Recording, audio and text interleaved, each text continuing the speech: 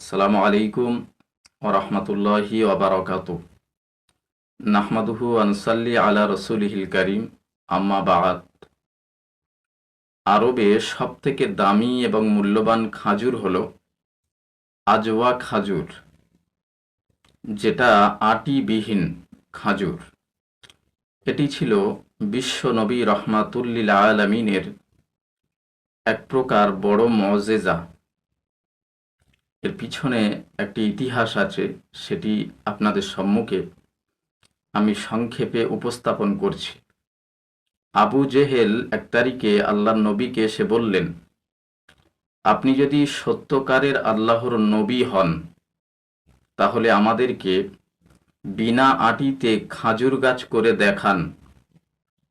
রাসূলে পাক সাল্লাল্লাহু আলাইহি ওয়াসাল্লাম কি করলেন? খাজুর গাছের একটি ডাল নিয়ে মাটিতে পুঁতে দিলেন। সেখান থেকে এই আজওয়া খাজুর গাছের উৎপত্তি। সুবহানাল্লাহ।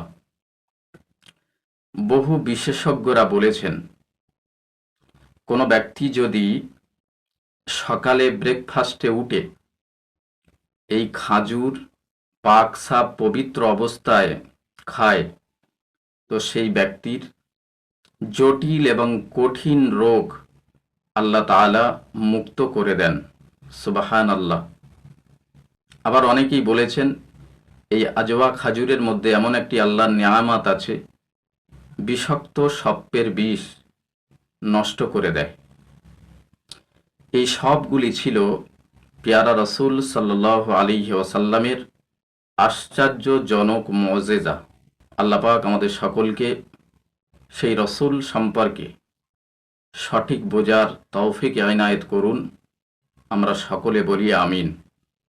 সুস্থ থাকবেন, ভালো থাকবেন।